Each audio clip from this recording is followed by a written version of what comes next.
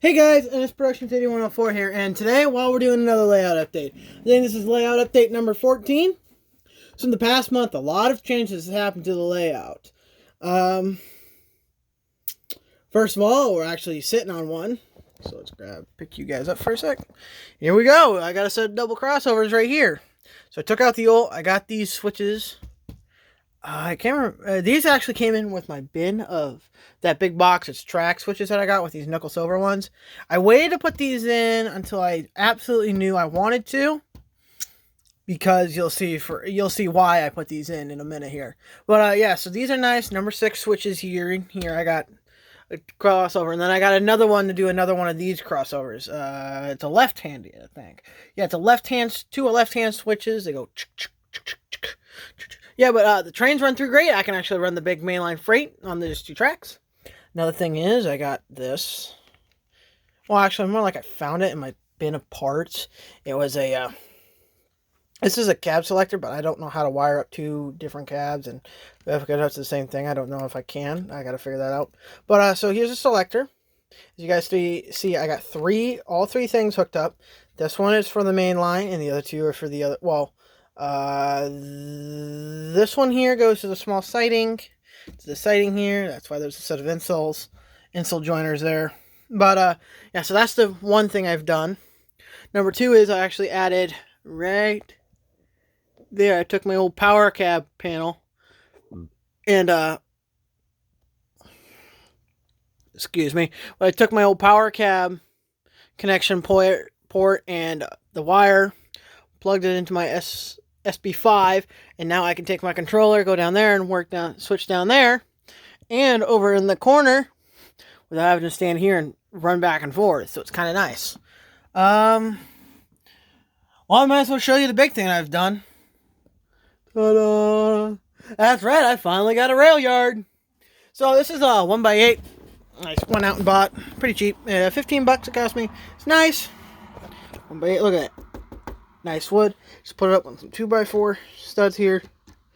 I might try the Heidi's or something. I mean, they're not there to look the prettiest. This thing's not here to look pretty. It's here to be functional. But, so that's what those other 2 wires go to, is to my new yard. Because, let's see. Here's my 2 yard engine tracks, caboose track. This actually has a DCC decoder. I'll tell you how I got that.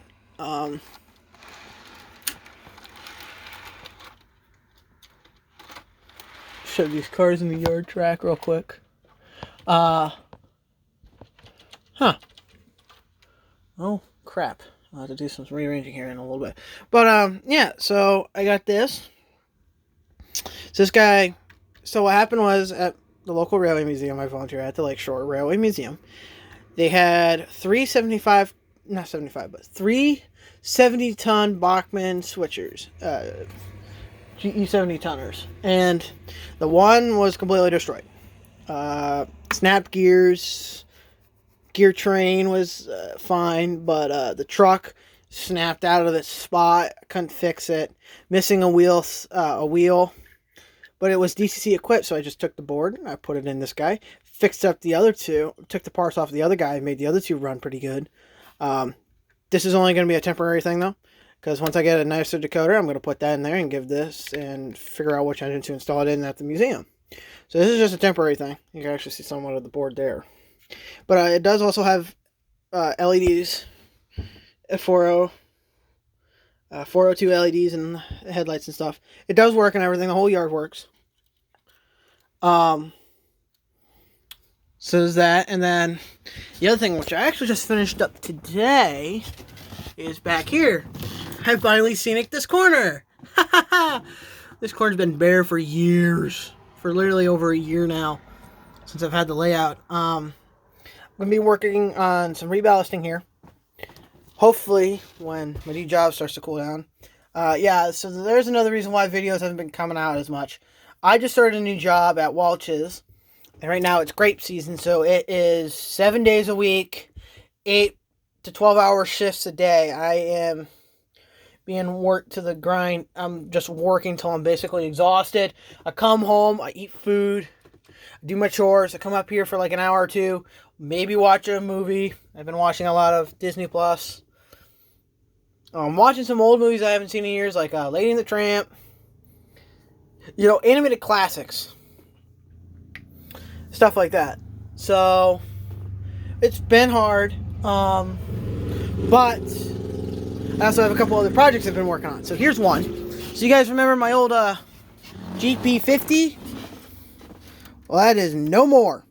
Because after doing some research, I found out that NS made their slugs out of GP50s. So I took my Dremel, ground down the fans and the grills. The sides are smooth, but the fans, you can still see where the fans were. I'm still working on that. That's actual filler. I gotta do a little more. I've done already 2 coats, but I also decaled it. I gotta make a custom thing to what it actually is. But yeah, no, this does not have a motor in it right now or a gear train. I took it out because it's gonna get a DCC board, and I'm gonna put a gen motor in it because the old blue box motors, they're good and all, but they're noisy, and I want a silent runner. I want most of my engines to run pretty quietly. So eventually it's going to get an Atherogenesis motor, headlights. Well, headlight and front ditch lights, because I don't think these things got rear ditch lights. But I got to do the rear striping on the back. I'm also going to put in a coupler pocket and an actual coupler slot and all that, like on the real thing. Those are details west parts. But since we're in October now, that project's going to be on hold till after Christmas. Because I have, with my new job, I got quite a few people to buy for now, and I can afford to pay. Another project is right there. That's my old Bachmann BNSF 3001. I stripped it all, the paint off and all that. Redid it, been putting on decals, actual decals, not that sticker paper stuff. I know this is not translated, but this still is pretty cool. So that's my Kobe USS Missouri. And now it's on a separate shelf. Also, I've been a big fan of the RC community of RC stuff, and I love I love construction equipment. I watched this guy on YouTube called RC Sparks. Great show, great channel. You should go check him out. Does a lot with RC construction, RC gold mining. YouTube Gold was his old series. Now he's got a new one called Gold. Good Old Lads Digging or something like that. Definitely would go and recommend him. He's a good channel to watch, especially if you're into RC stuff. But so I went out and I bought this. So this is a double E hobby RC excavator.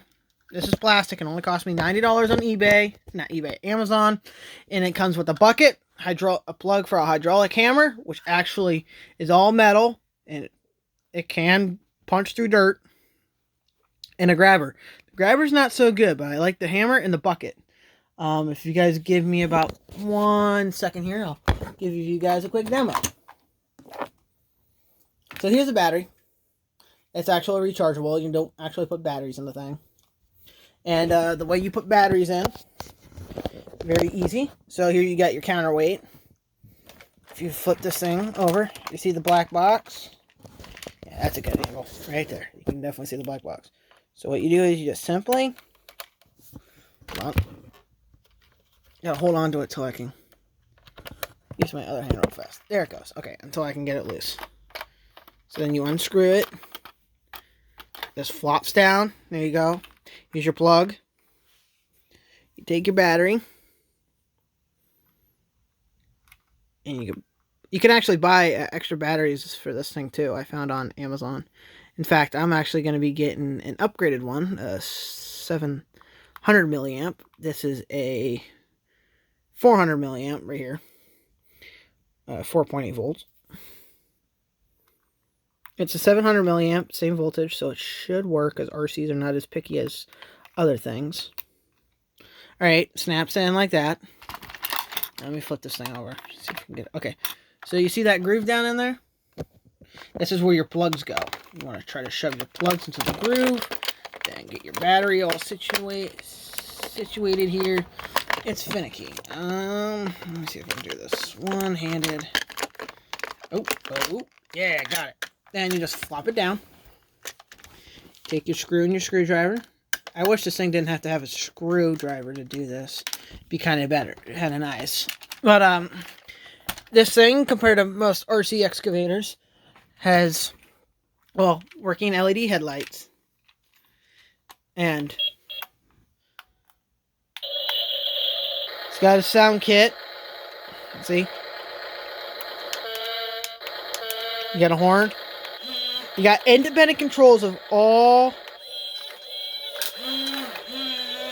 So you got independent controls of all the moving parts. And yes, this is geared, which I don't mind. It's still powerful enough to dig through Legos. So that's still impressive, to dig through Legos, and I can get full bucketfuls and all that.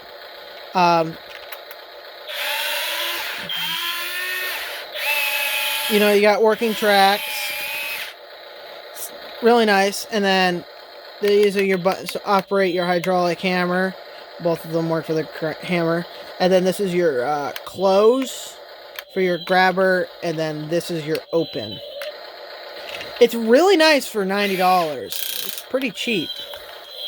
And it's 1/16 scale. So here, since you guys are modelers, turn off the sound kit.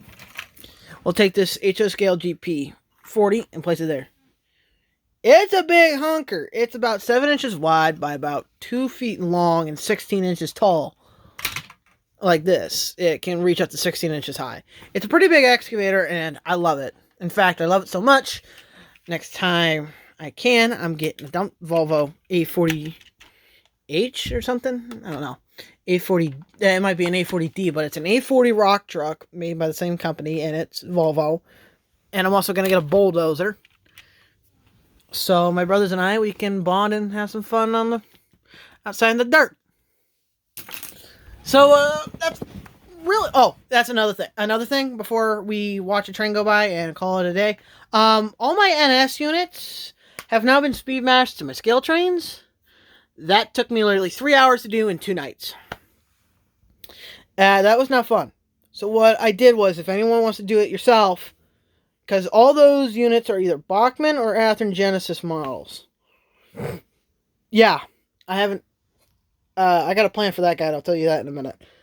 Those are all either Bachmann or Athearn Genesis, so they all got a soundtracks board, which means they all ran together perfectly fine as is, without any special programming. But I had to completely speed match them up with the scale trains here. And the one I used was a 3194. I put it on the second track here. And I set up a little programming track with my other power cab, since I can use it, the programming track on that. I can't use it with this because it's hooked up to the SB5 Smart Booster. But I could still program on the fly. So what I did was I did the basic programming on the program track. And then I went through with it consistent with the 3194, the engines. I individually went through and consisted them with the 3194 and then deleted them out of the consist and then killed the consist. But, so as they were slowly running around the layout, I speed matched them at low speed, and then I went through at high speed to make sure they all still matched, and which they did. So that's what I did with every engine. It took me quite a while. At first I was writing all the CVs down for each locomotive, but then I said screw it, because I realized I could just read the CVs on my power cab, which, when I get my actual layout, I'm going to have a pro cab and a power cab. The pro cab is the radio one. With the radio, I'm going to have it so where I don't have to have a throttle attached all the time. And then I'm going to have a small section of a yard or maintenance away track or an engine shed track that I can flip between program mode and DCC mode. So slip between the pro cab and the power cab. So I can continue using the programming on the power cab, because I love this thing. It works so well. It's so nice and super simple. Look at this. Oh, hold on. Yeah, if you go to your program mode and you can't get out, hit a different button. See, look, program on the main, program locomotive, and then you can go in and program the address, CVs, configuration, motor control, function mapping. Don't need to do that QSI sound. That's a special feature for QSI. Okay.